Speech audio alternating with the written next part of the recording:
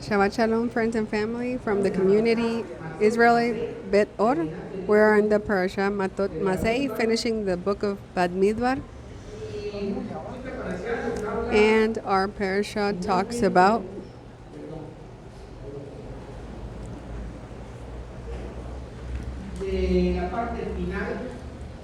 uh,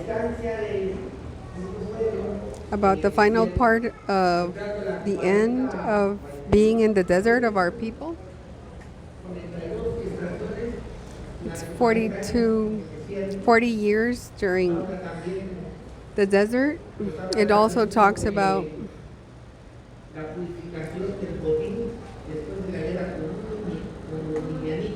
of how everything was purified after the war of the Midianites. Remember that in this part, the same as in the commandment of the red calf, it also says, this is the commandment of the Torah that talks about how the wise men speak that this concentrates the Torah, the purification of. It means also that all of the Torah means and refers to how everything is purified. If something is passed by fire, has to go through fire, and something that doesn't resist fire has to go through water. That's what it talks about. We also has other topics, but I was reflecting and thinking about how it talks about that in the desert, and it says about Midmar, what happened in the desert with our parents, our fathers, what Moshe did and Moses and Aaron, and how the Lord acted about what our fathers made. And Rabbi Sukerwa says that we have to remember.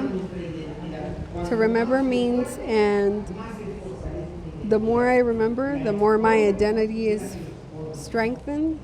So story is what shapes us. That's why I decided today to talk about a review. I wanted to make a summary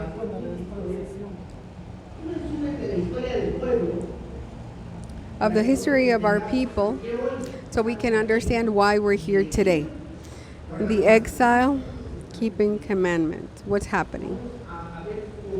We're going to see what is the identity of Ephraim, and there will be a reason, an objective of why we are observing the Torah. It's not only about looking for God, because everybody looks for God, but it's also about how we make the divinity a servant so I can reach my material objectives. People look for their God to get more money, to heal, for them to keep them safe. So at the end, it's questionable of who is God and who is the servant. So I want to speak in that context. First, I want to be clear that there's 2 points of view. And here we're going to talk about both points of views towards Ephraim. First is the point of view from heaven. And the second one is from earth. So I made an abstract illustration because this is something that is abstract. When I questioned, the Lord knew that man was going to sin.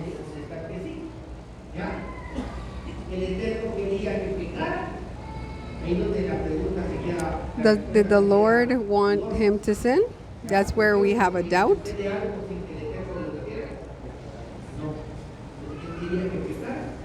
Did he want to make him sin? No. According to man's point of view, it wasn't the plan. there's 2 points of view. So in the Kabbalah, it talks that even from the creation, when he created, we are the embryo that started to grow. Okay. So Kabbalists talk about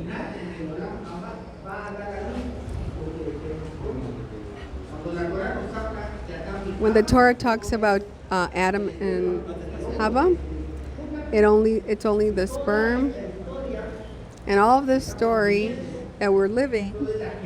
It's only the creation. According to the point of view, it was out of the control, and it was part of what had to happen. According to man's point of view, that should not have happened. And we will talk about both points of view.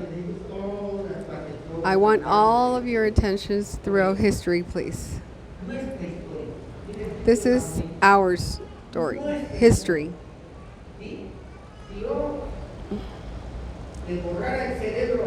If I would erase your brain, all of your memory, if you don't remember anything, then I open your eyes and I ask you who you are, you can't answer. Because your history, your past, defines it, gives you an identity, tells you why you're here, and tells you where you come from. That's why our history tells us why we're here. I'm going to start with a red line. That's the historical timeline. Then I have the time of the conquest. That means when Moses was in charge and then gave everything to Jehoshua.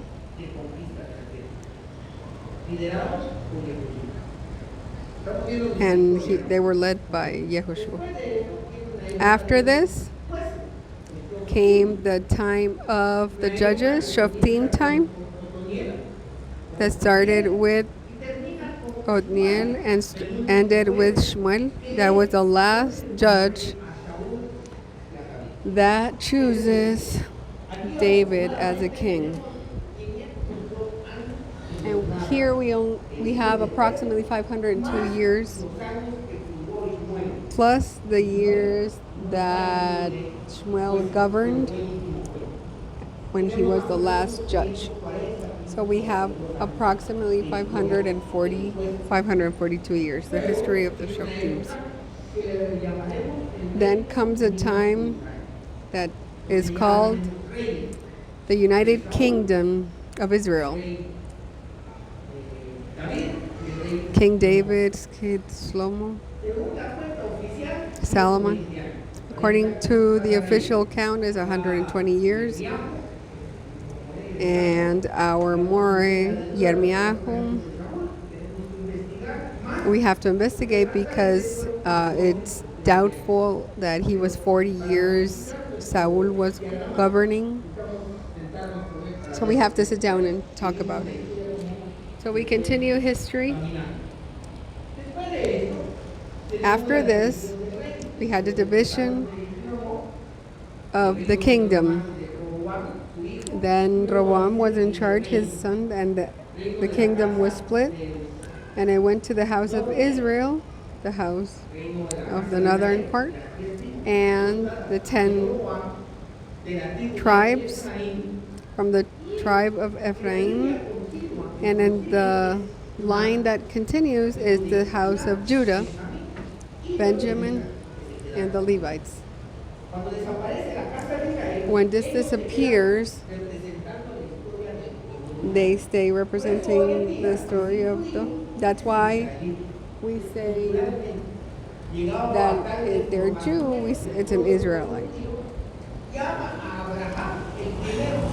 That's why Jews call the first Jew Abraham, and Jew means that you come from the house of Judah. After the exile of Babylon, Jew, after that, it was the house of Judah. That's why Rab Shaul says he's a Jew from the tribe of Benjamin, because it was the house of Judah.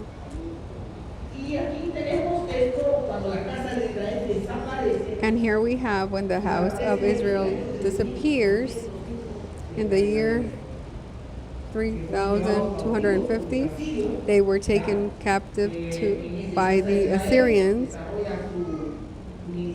in the house of Israel. The prophets came in, Eliyahu, that was done in the kingdom of the north before the disappearance of the 10 tribes, and that is Oseas and Isaiah, because that was in their time, in that time, before the exile. After that, these 10 tribes were spread throughout the nations, all the world. And then the house of Judah remained alone approximately 120 years. And then it was Jeremiah who, before the exile of Babylon, the king from Babylon took them captives and took the best, and the poor stay in Jerusalem. And later on in the book of Jeremiah, they went to Egypt. The oral Torah says that Jeremiah establishes a school, and I think that's where he has contact with Aristotle or Socrates. That's where there was a mixture of the Greek culture. And we also have 70 years of exile. Then we come back to the house of Judah, and that's where we have the reconstruction of Jerusalem and the beginning of the time of the second temple by Nehemiah and Esdras.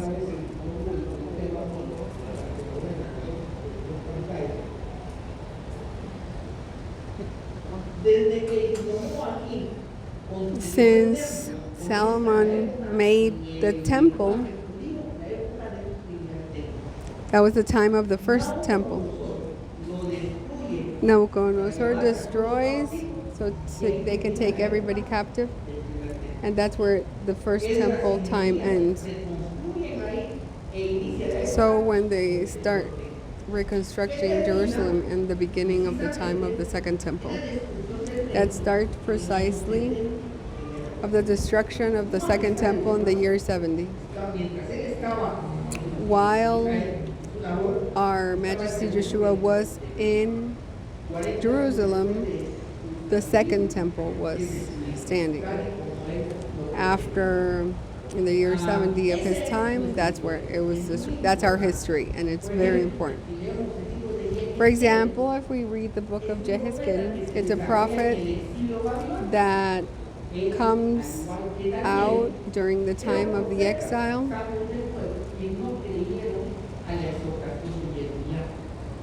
They didn't believe in the time of Jeremiah. They were taken captive to Babylon. When Yehezkel says, and according to a supposed third temple, and tons of Christians believe that there will be a third temple,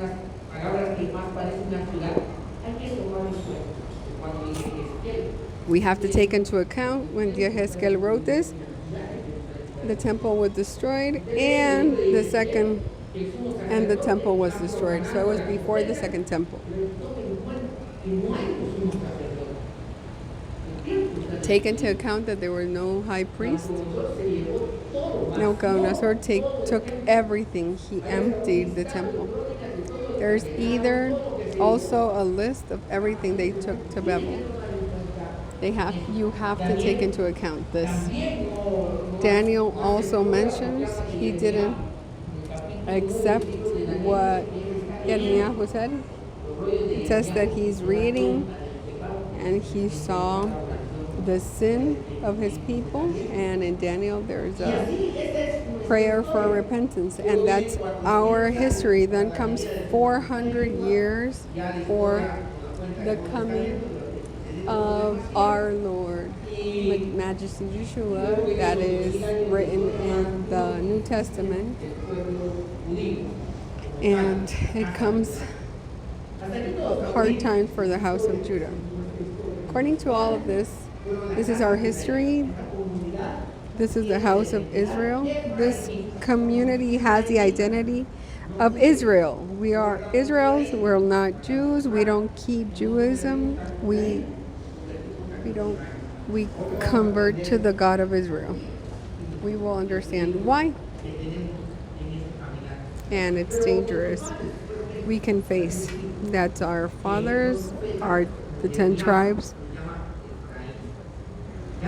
And prophets like Yirmiyahu mentioned that we are Ephraim. And the flag of the house of Israel is taken by Ephraim. And they adopt Ephraim and Manasseh. And Ephraim was the youngest, and that means that he is the youngest between the children of Jacob. We're okay until there. This is only information. I will give you a diagram, the spiritual level of these people, if I would like to graph the spiritual level of these people. According to the conquest, when Moshe gave the Torah, it was a straight yellow line. And then came the time of Shoftim, that the spiritual level went down and up. And then the Lord took away the idolatry. Then the Lord would rescue them. They would go back to idolatry. So it was going up and down in their spiritual level.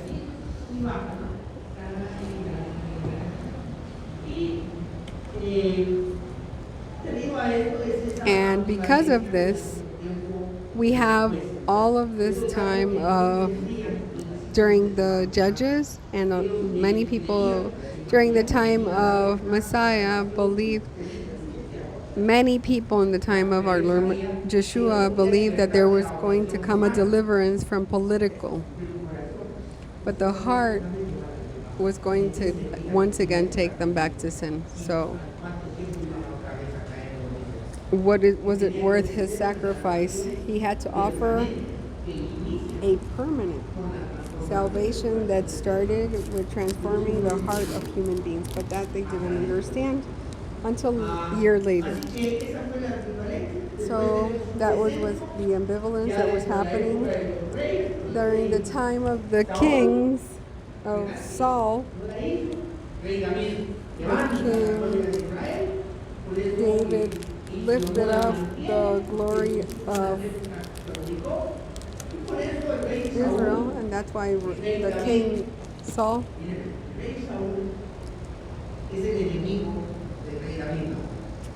King Saul was the enemy of King David. But King David and King Solomon represent the kingdoms. David was, but before he died, he asked so it was Messiah ben David would come to take away evilness, and with swords and blood everywhere, and we will receive instructions to kill people. There will be no mercy. Then King Solomon kept the glory of Israel without fighting one battle. That represents Joshua ben Joseph in a kingdom of peace. So King Saul is the enemy of this. We have to keep this in our mind when they talk about the prince of this world. The enemy of King David was King Saul. There's a deception here, precisely when it spiritually descends. But the Lord gave a promise to Jeroboam. That's how I made a house to my King David. Just obey my commandments. Just obey. Be faithful, and I will be okay. There was a promise. Take the 10 tribes. He wasn't a soldier that the Lord sent a prophet to give the 10 tribes. He had with the backup totally from the Lord. And there was another opportunity. But what our leader Jeroboam did, well, that's where the first religion was created in the people of Israel. We will talk about the history of religions inside the people of Israel. Before this, everybody knew what you were supposed to do.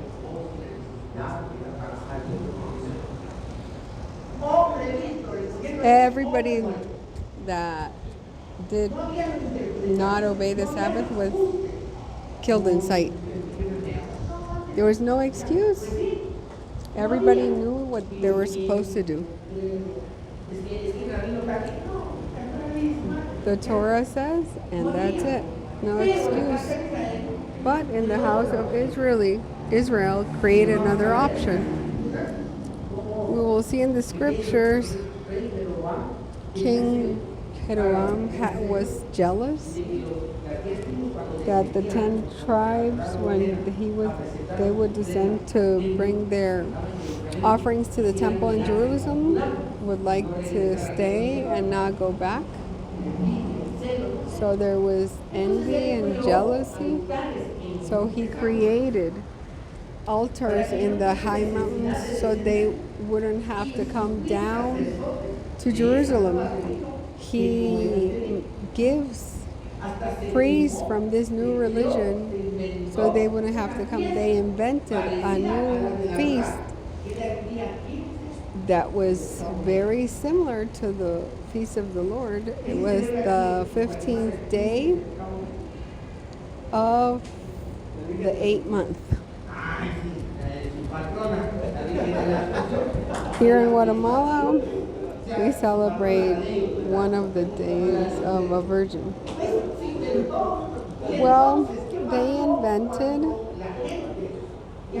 So what happened when people didn't go down to the temple? They stopped giving their half shekel. They unattached themselves from the only thing that linked people with the Lord was the temple. That's why you can see that according to men's point of view, the Lord doesn't send prophets like there were in the house of Judah. The Lord didn't try to send us to make us go back. This is history. In this point, when they were taken as exiled, all of the land of the north was desolated. So Assyria sent people from other countries so they can live in the kingdom of the north. And it says that the wild animals from this place kill them. I'm going to send the priests so he was not a Levite from the new religion of the house of Israel that already had his differences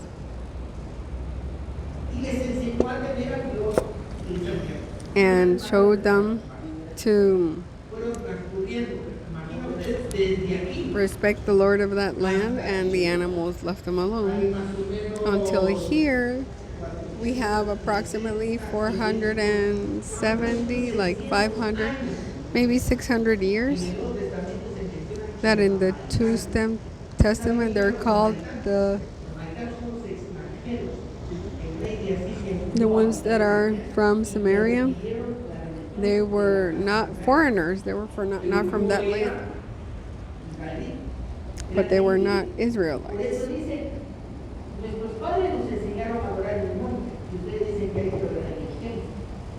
Our parents showed us to in the temple, but you showed us not to do it there. You worship what you don't know, and we worship what we know. They were lost in an ocean of ignorance because they were the religion of the house of Israel. These are the people that appear in this part of the story. Well, in the house of Judah, there was also, they were also away from the Lord. I will show you how the characteristics of how the religion of Judah was created. And Judaism is the second religion of the people of Israel. That is very different from what originally there were.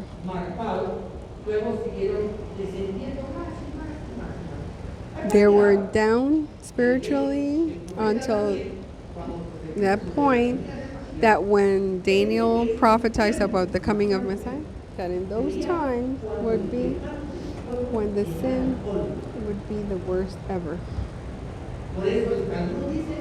That's why the Talmud says that the Messiah would come in a generation of total wickedness.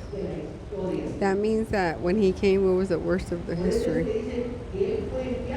That's why it says that he was sent to the worst. Don't think it was he was sent to hell. He was sent to the worst. Because the people of Judah they were the priests of all creations. They were on a party. They were spiritually drunk. And it says that they made a pact with, and they were mixed with, and you said in your heart, I will save from wrath. Why does it say that they would start to prophesize? And I will, because imagine here in Guatemala, who would be in peace that our judges would rule? Because if there's corruption here, nobody would be here. And we don't know what to believe in. Could you imagine that Judah, the priests, are on a party? Who will show me the real way to follow? That's why he had to come to reestablish everything. The deception, totally deception of the Ein Sof of Messiah, and where that infinite sign in, and the exile is the event of Hanukkah, and we are 2,000 years before the deception of the Messiah. That's history. We know that in that time,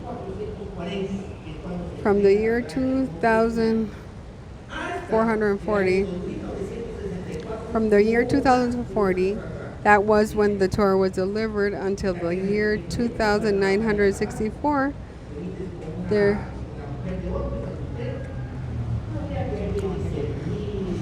There was no more than one way to apply the Torah. There was no excuse to sin. There was only way. It was clear for everyone. In this year, 2964, is when the house of Israel and the house of Judah was divided. There was an authority. There was shimcha to apply it and prevented different ways of doing so. Well, where you were taken up to the authorities and you judged, there were witnesses. Well, the husband can grab the first.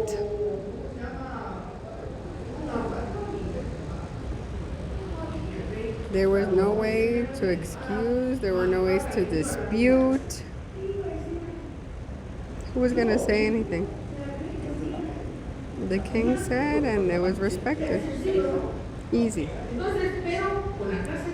But with the house of Israel, there was a religion. There was another choice. That's where you could choose where you wanted to. That's why we see in the first decade the Jews, because they knew that the family of Our Majesty Yeshua were from Galilee. They would say, can something good come out of Galilee? Because when Judah came out of the exile, they went to the south.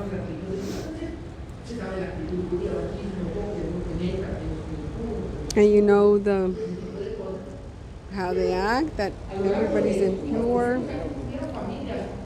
Through these 400 years, a lot of people started to migrate to the north, and they were despised by the people from the south. And besides, between these families that migrated, the family of Our Majesty, and they were seen as less than others because they lived in the north, and there was an authority. There was only one Torah. Then came the division of the kingdom of Israel between the kingdom of the north and the kingdom of the south, and the house of Israel and the house of Judah. In 1 Kings 12:26 says, but Jeroboam said in his heart, now the kingdom will return to the house of David. If this people go up to offer sacrifices in the house of Yahweh in Jerusalem, the heart of this people will turn into their lord, to Rehoboam, king of Judah, and they will kill me. And they will return to Rehoboam, king of Judah. What did they have in... They didn't remember the promise. They had low self-esteem, jealousy. Well, nice things we couldn't find there. There was a lack of emunah. There was low self-esteem.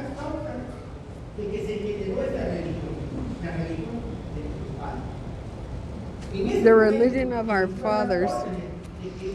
And they started to give according to what the Torah established, and they lost everything. Starts the religion of the house of Israel. That is how it happened. 1 Kings 12:28 says, and having been advised, the king made 2 golden calves and said to them, you have gone up to Jerusalem enough. Behold your gods, O Israel, which brought you up from the land of Egypt. And he put one in Bethel and the other placed it in Dan.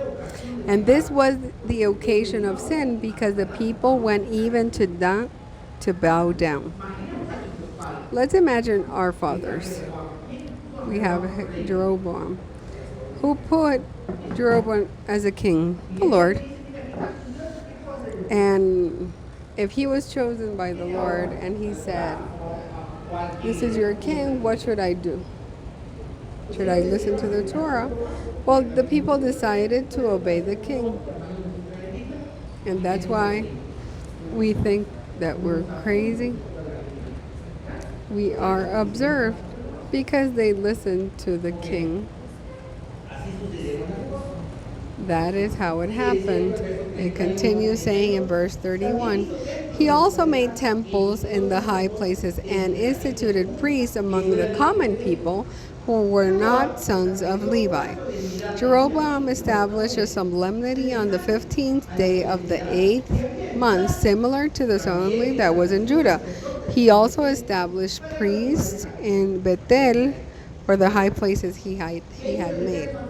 So what did the Lord say do with this? In Jeremiah 3:6, in the days of King Josiah, Jehovah said to me, have you seen what the opposite Israel does? She walks above all high and under every leafy tree, and therefore fornicus. Having done all this, I told myself, he will turn to me, but he did not turn. And Judah, his perfidious sister, saw that I had fired the apostate Israel for her adulteries and had given her a divorce letter. And even so, Judah, his perfidious sister, was not afraid. But she also went and prostituted herself. Why do I say this? I was putting an example in the class that I had, and you don't know Sarah, and you don't know how she is. What if you hear me, Sarah, wake up early, Sarah, take a shower, Sarah, fix your room. What do you think of her? She quits late, she doesn't take a shower, she doesn't fix her room. This is only an example. So if you see the exhortations how the Lord gave to Judah, we know how they are. That's how we get the conclusions. The interesting thing is the divorce letter what is a divorce letter? Another translations is when you don't want to be with your couple anymore, when you now it seems that now it looks like they're happy because of the divorce letter, but spiritually that is a deception for women.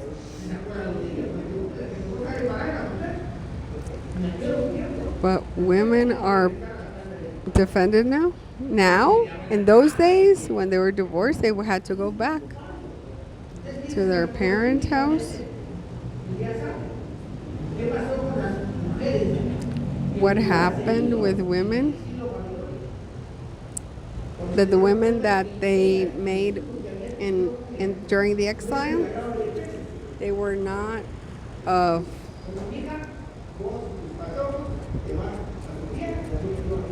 what happened? They had to let them go.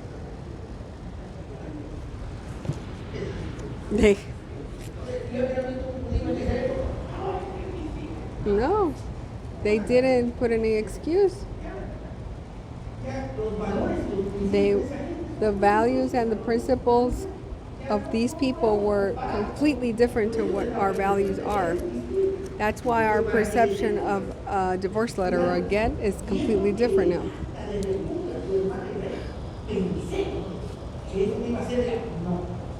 And according to what the verse says, that's why we have to understand this in context. Then the religion was created, we understand that it was the creation of another path apart from the Torah, which man invents according to the imagination of his heart. The Torah says one thing and religion says something else. That's a religion. In Oseas, we can find 1:9. He said unto him, name him Lo Ami, because you are not my people, nor will I be for you, I am.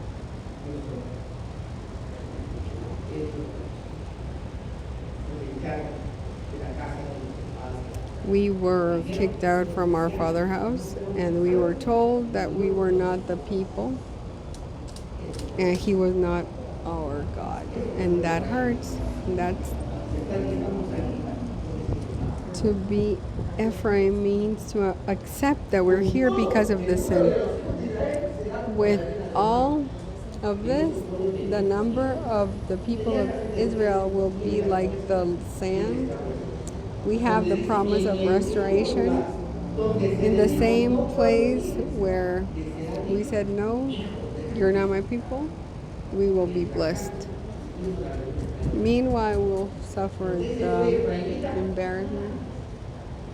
When you say that you're Ephraim, oh, they associate that you're from the people that didn't respect the Lord. Oh, you're that person that the Lord said you're not my people and I'm not your Lord? Yes.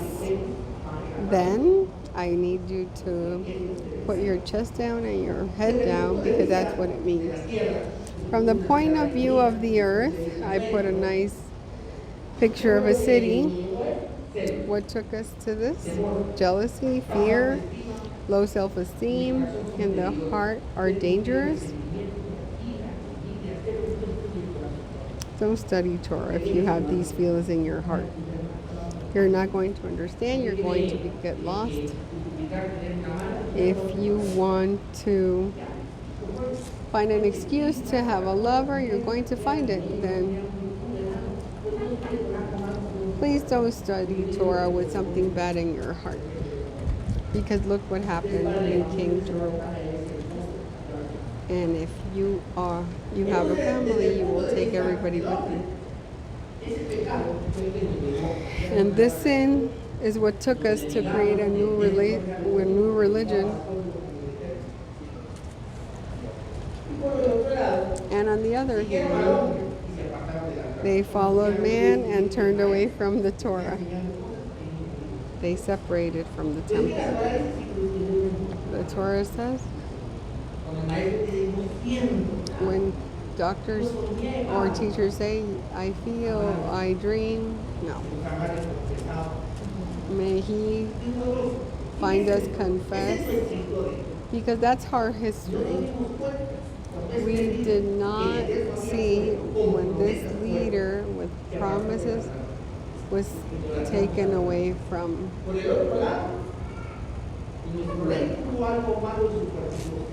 our king. Jealousy, self-esteem are not good. People who advise, because that's why. And they separated from the temple. That was a suicide.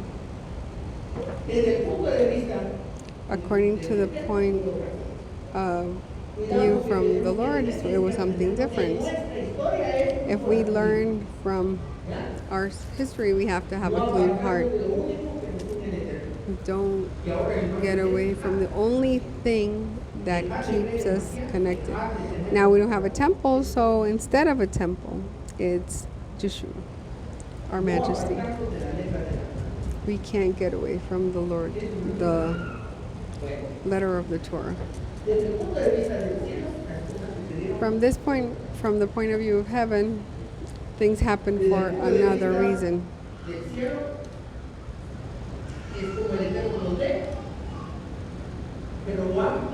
According to the eternal, how he sees it, Jeroboam means the wrong people, fighter. He was from the tribe of Ephraim. His father was Joseph. Joseph means that it will be added in the future time. Will adhere. Its mantle of color means dispersion. They were born to live in exile. When Jacob blesses Ephraim, he says, may the Lord multiply you like fish on the earth. Why didn't he say fish and water? He said fishes over earth.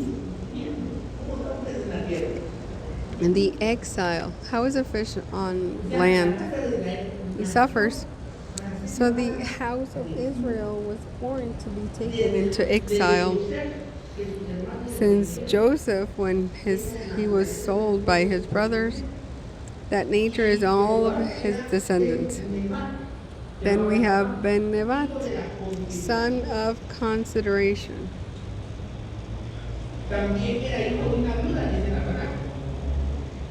He was also son of a widow if he had a hidden fatherhood.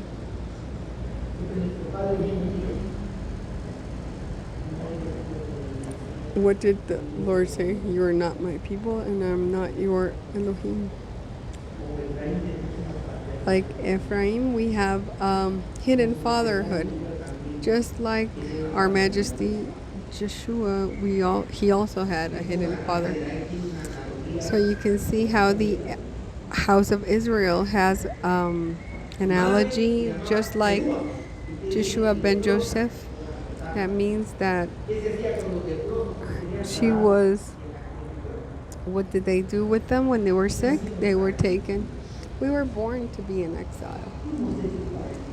We were made for suffering. So when you say why me, don't say it. And I will explain to you why us. According to the point of view of the Lord, that's how it's meant to be.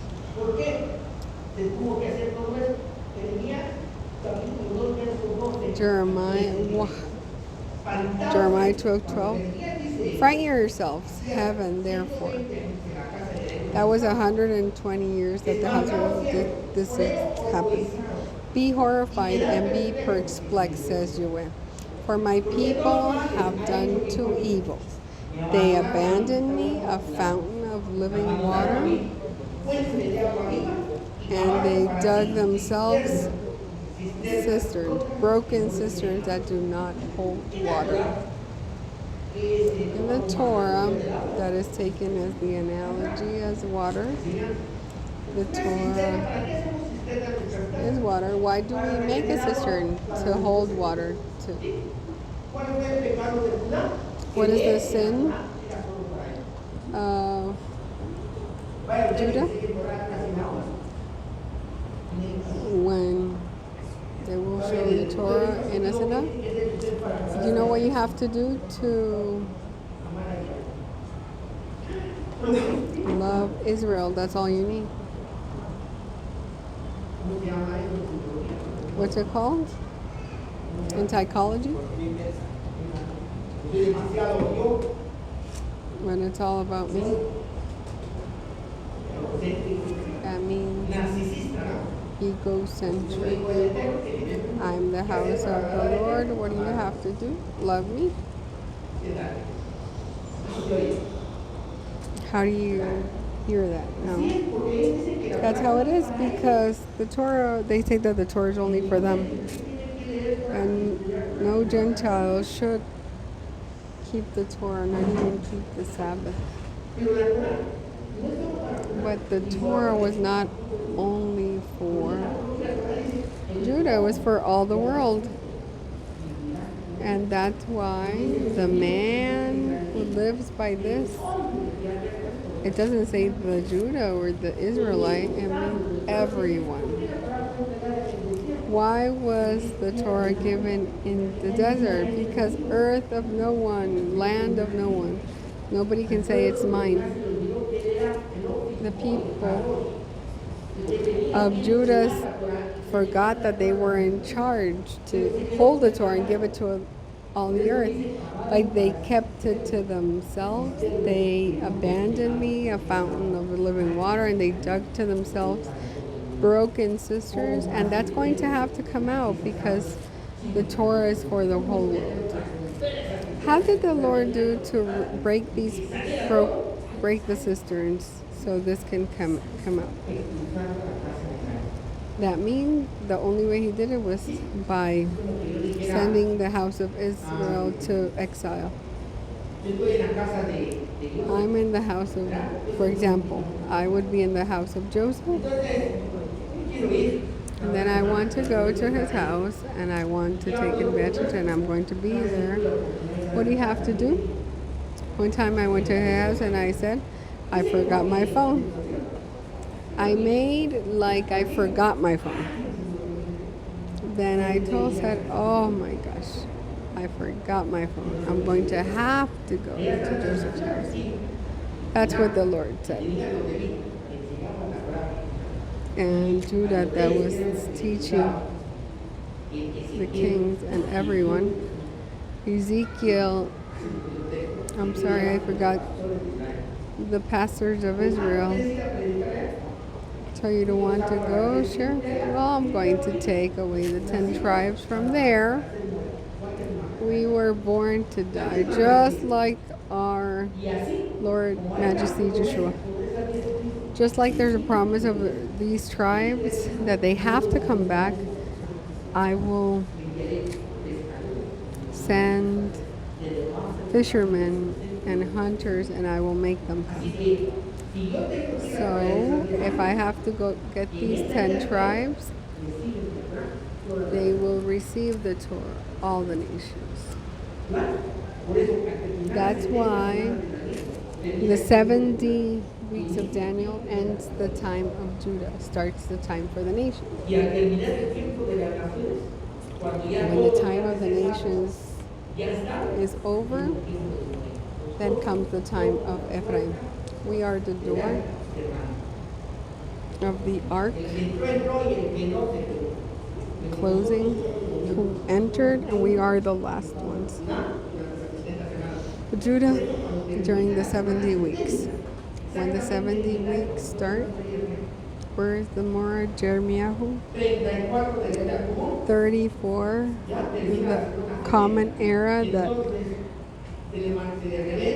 70 weeks end, and then an angel is revealed to Constantine, and then a vision is given to Kepha, and he understands that the sacrifice of our Majesty Yeshua is also for the Gentiles, and that's what when they start preaching for the Gentiles. At the half of the week, the last week, he would be sacrificed. He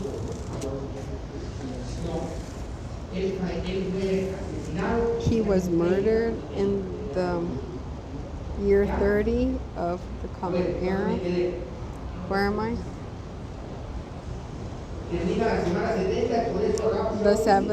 This week number 70 ends. Then Rav Shaul says there was already something that wasn't, but now we can see.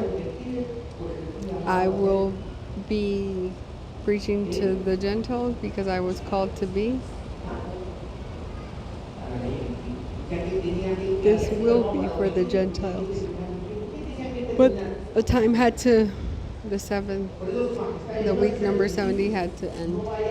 That's why our Lord, our Majesty Yeshua says, don't go. The week 70, from when he was murdered, 3 years and a half passed, and then they started with the Gentiles. Starting there, the time of the Gentiles ended. The 2 olives, they went in. Powerful is the Lord to bring them back to the natural olive. And that's us.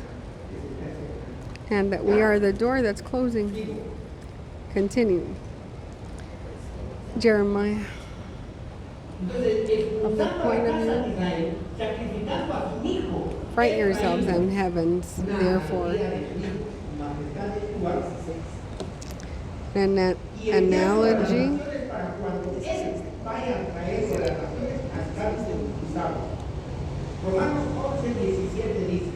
they abandoned me. I found them filling water, but they dug until the self-cisterns, broken cisterns that do not hold water.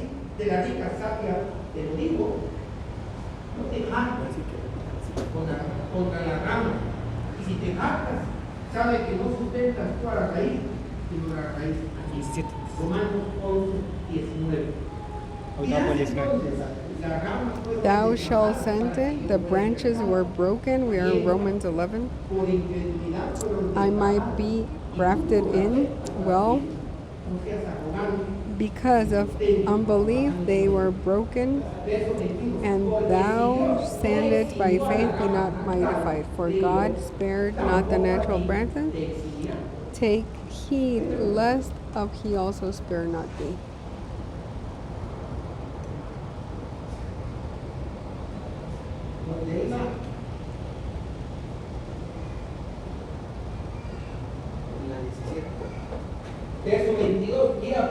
Verse 22, behold therefore the goodness and severity of God on them which tell severity, but toward thee, goddess, if thou continue in his goddess, otherwise thou shalt be all called. And they also, if they abide not still in unbelief, shall be grafted in, for God is able to graft.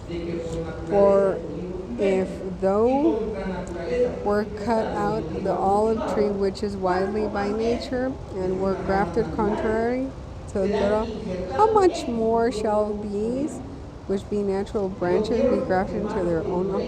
For I will not, brethren, that ye should not be ignorant of this mystery, lest ye should be wise in your own conceit, that blindness in part is happened to Israel until the fullness of the Gentiles come in. And so all Israel should be saved, and it is written, there shall come out Zion deliverer.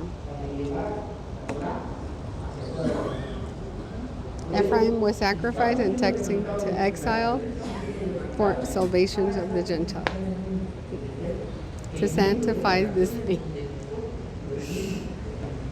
where we have profaned his name. But this is the time. It's the time of Ephraim. He was sacrificed and taken into exile for the salvation of the Gentiles. According to the point of view of the Lord, and according to our point of view, we are sinners. Okay? What does it mean to say, I am Ephraim? We are not Messianic Jews. We are not, because that doesn't say anything. To be Ephraim is to have history, to have an identity, a reason, an objective. If you say I am Messianic, I am saying I look for, and it's a reason why we're here and why we were called.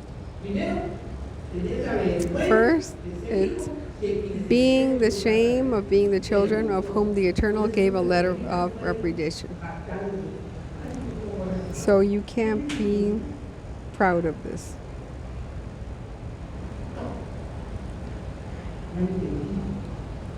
You didn't understand. On the other hand, the responsibility of being Joseph's birthright, returning with the salvation of Yahweh through our lives. That means being Ephraim is not for a coward. So if you want to be Ephraim, you know why you're in the exile. And you know why. You were rescued. That's the importance of understanding why you are not Jew, not a Messianic Jew. You have a position in history.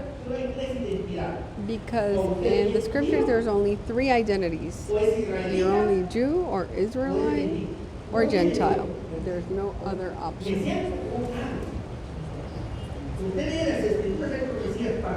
There's only prophecies for.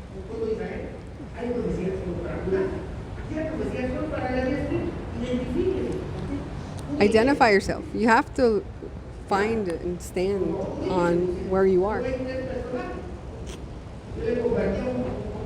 There's only three. I was talking to a pastor,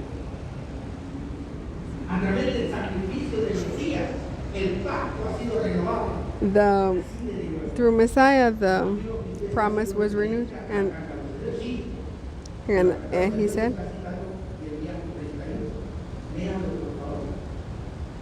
and I told him, according you're talking to the book of Hebrews, and he said, yes. I was talking to, and I told him, are you Jew or Israel? The Lord doesn't. He doesn't make promises with Gentiles, only to Jews and to Israelites. You have three options. There's Messianic doesn't exist. You're not saying anything. That's the importance of being Ephraim. And I know it's too much information. I'm going back to our diagram till we can see. Here I put assumption, spiritual assumption, and that was given by the king Ezekiel, and the one that preceded him. That they found a book when they noticed. There was a book.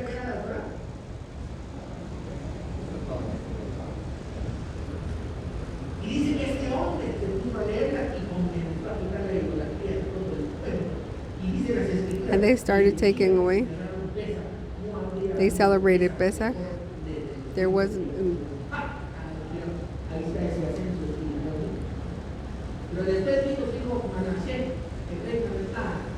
And then came their king Masei, and that it was completely down. Everything came down spiritually. There was a spiritual deception, and they went down. And in that deception, I'm going to show you.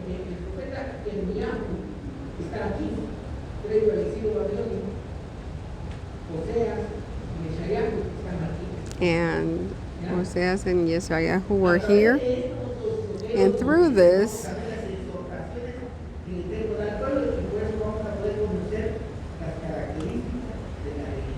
we will see the characteristics of the house of Israel that we now know as Judaism, the religion of Judah.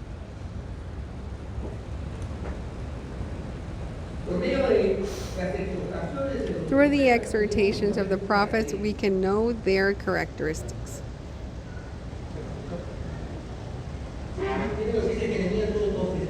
And I will show you what Jeremiah 2:12 says. Frighten yourselves, heaven, therefore, be horrified and be perplexed, for my people have done two evils. They abandoned me,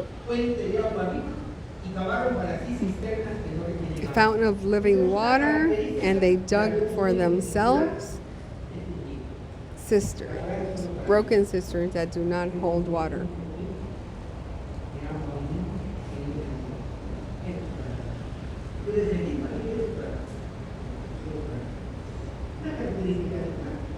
Those are the characteristics. They abandoned him. They believe that the Torah is only for them. That's only. So that means that the Judaism we see, it has changed. But the essence is the same thing. The first, they abandoned him.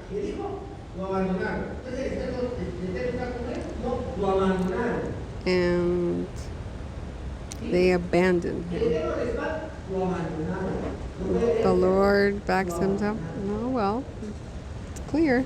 They abandoned him. Number two, they believe that the Torah is only for them. Those are the two characteristics.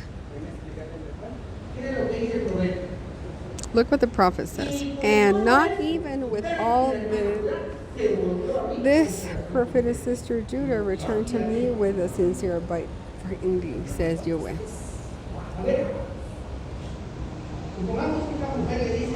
Let's suppose that a wife says that to their heart. Well, you came back. What are they telling them? Hypocrite. ¿No les parece eso cuando con Masei y lectura del Doesn't cielo? that look like when Our Majesty Yeshua said to them? Hypocrites? Este problema. What did the prophet say? Ni con todo esto su perfil, hermana, ahora se volvió a mí con And the sincere heart, but frighteningly says Jewish. dice yo, no lo digo yo. Dice, And Yahweh said to me, y me dijo yo, la apóstata de the la apostate Israel has been more righteous than the perfidious Judah. Así que ustedes son aquí, casa de Israel, casa de Israel. So you define who you are, house of Israel or house of Judah. An attitude that seems to be with the eternal and his Torah, but his heart is not.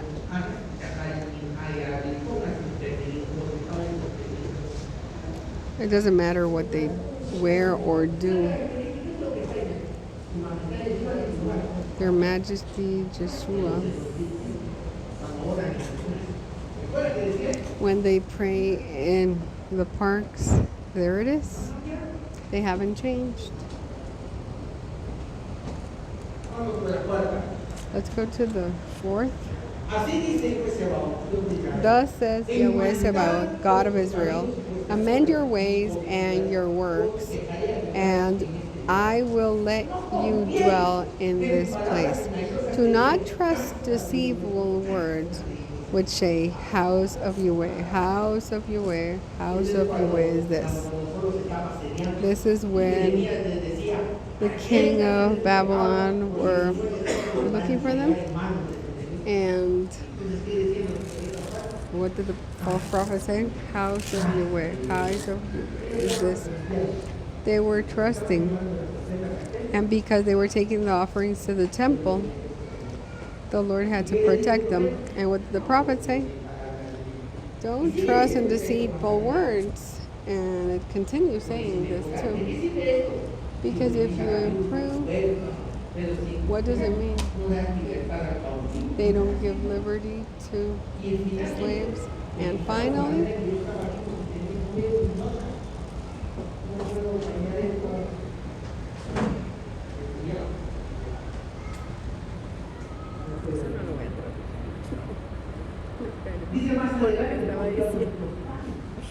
well, because if I didn't talk about sacrifices, I will eat the flesh of your offerings, because to your fathers I didn't talk anything about offerings. I only spoke about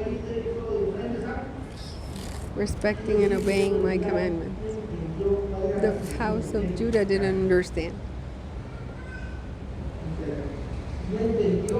They didn't understand what was the function of the temple. Well, until this day,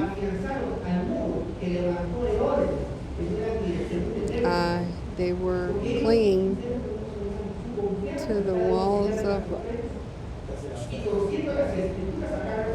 of the temple and making scriptures crooked when they think that their offering, their praying, Shaharit, Miha, and Arvit is considered as the temple, the offering. They continue trusting in the temple. It's the same attitude. They trust, they only rely on the work that they do in the temple, although their works show otherwise.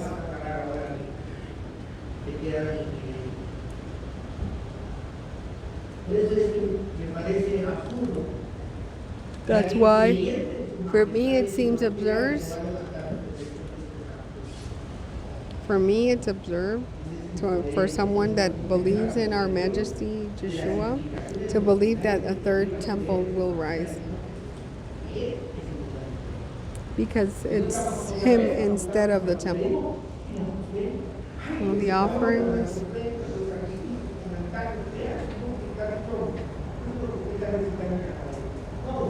And that's what they're praying for in their prayer book.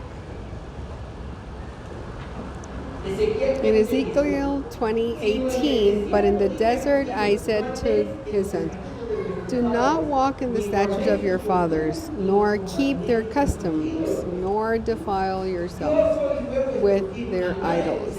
I am Yahweh your God. Walk in my statutes, keep my precepts, and put them to work. So our fathers have statutes and commandments. And what did the prophet say? Do not walk in the statutes of your fathers.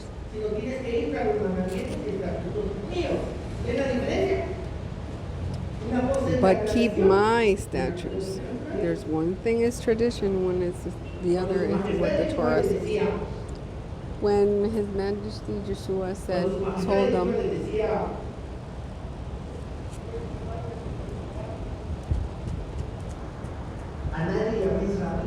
no, don't call rabbi to anyone because one is your, nobody called father because one is your father who is in heaven. And people say,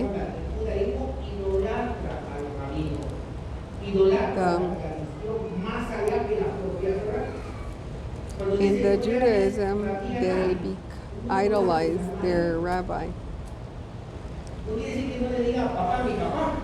That doesn't mean I don't say father to my father, because tradition. Read the Torah. Why do you have a Torah if you can't read?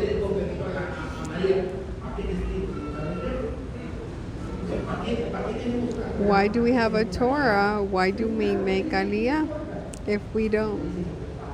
Doesn't matter what we think.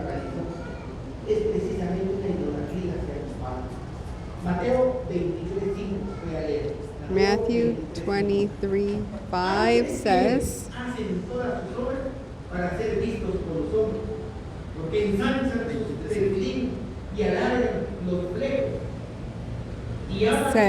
but all their works they do for to be seen of men. They make broad and their phylacteries and enlarge their borders over their garments, and love their uppermost rooms at feasts and the chief seats in the synagogue, and greetings in the market to be called men. Rabbi, Rabbi, but be not ye called Rabbi, for one is your master, even Yeshua, and ye'll be brethren. And call no man your father upon earth, for one is your Father which is in heaven. In the context, it refers to the idolatry of the rabbis and the fathers. Apparently, they mention this because of the traditions they have. Ezekiel 18:20.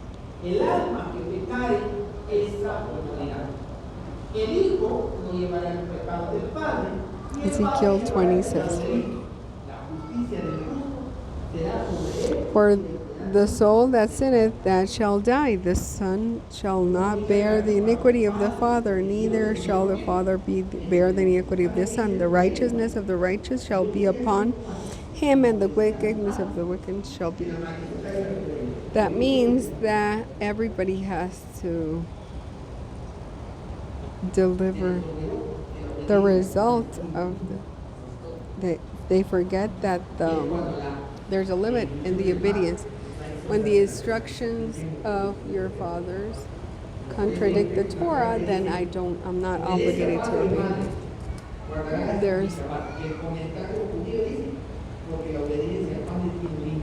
Because the obedience to your father. If my parents obey me to disobey the Lord, I don't have to obey.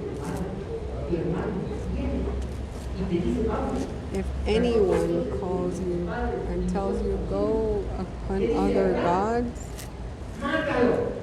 the Torah says kill them. Don't be merciful. The Lord is trying us. And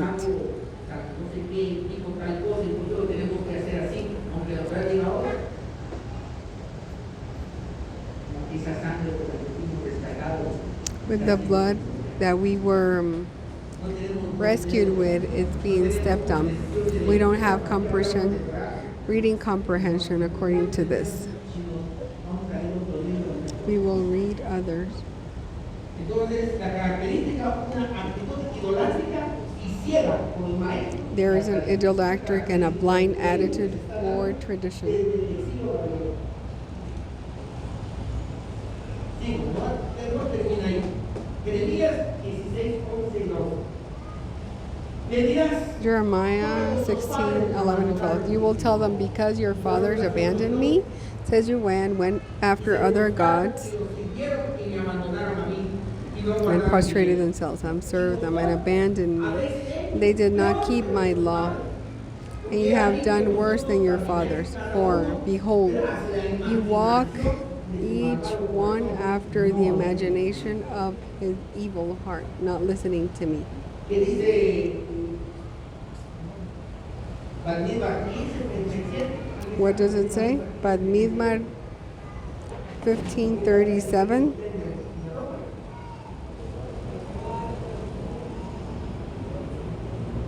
Nos dice, y por gracia mía son un hilo azul.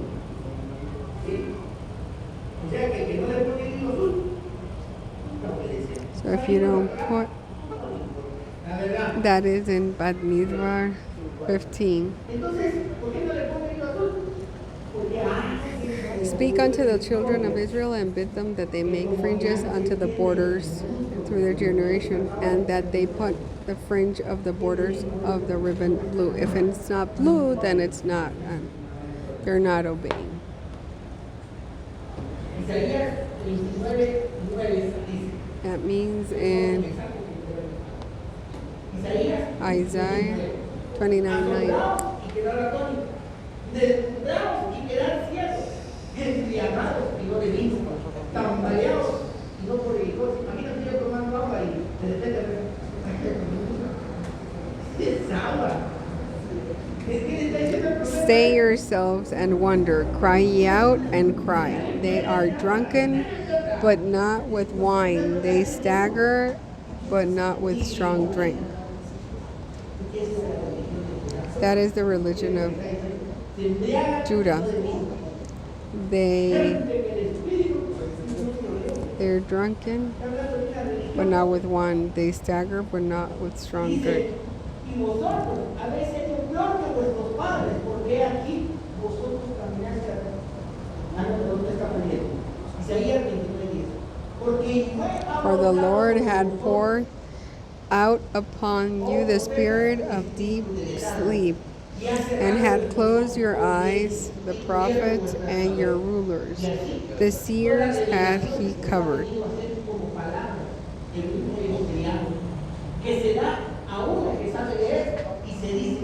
And the vision of all is become unto you as the words of a book that is sealed, which men deliver to one that is learned, saying, read this, I pray thee. And he said, I cannot, for it is sealed. And the book is delivered to him, saying this, I pray thee, and I'm not there. For as much as this people draw near, mouth with their lips honor me, but have not removed their heart far from me. And their fear toward me is taught by the presence of men. Our Majesty Yeshua said this, and they showed commandments of men. Characteristic of Judah. The Torah says something else according to the imagination of their heart. Cry out loud, don't stop. Raise your voice like a trumpet. Denounce my rebellion to my people, to the house of Jacob, their sins, who seek me from day to day, and show their desires to know my ways, as a people who will practice justice, and who will not abandon the law of their God. They ask me for justice ordinance, that they are pleased in the vicinity of Elohim.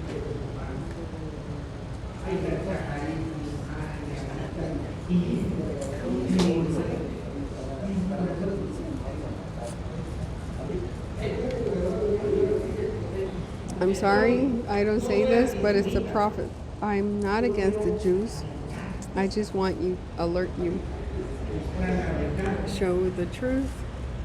Mucho ayuno, oración y aparente amor por sus caminos. Aparentan ser justos con los justos. Así que ya voy terminando. They appear to be just, but they're not. That's the Judaism. This is the way. Christianity. It's a sea in the nation that we are living. We have on one side Judaism with all of its dangers. And worst of all, everything is written by Jews. On the other side is the religion of our parents.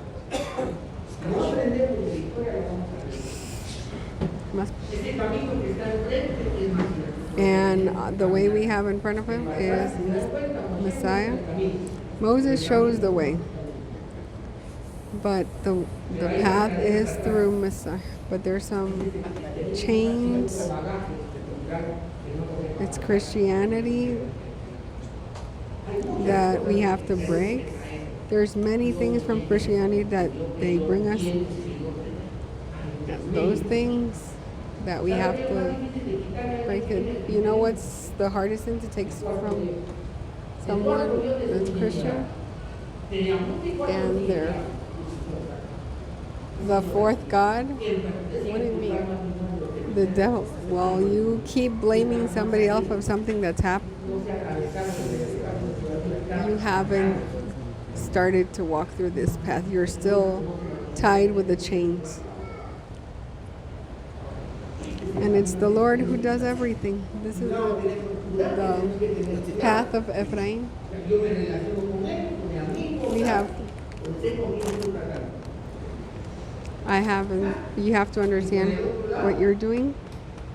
And on the other side, we have our history. Our history to see where we're failing. I was talking to our young people today. It's Ephraim. Can you imagine how difficult to show someone something that's not in any book? And for this, we have to understand that we don't have it.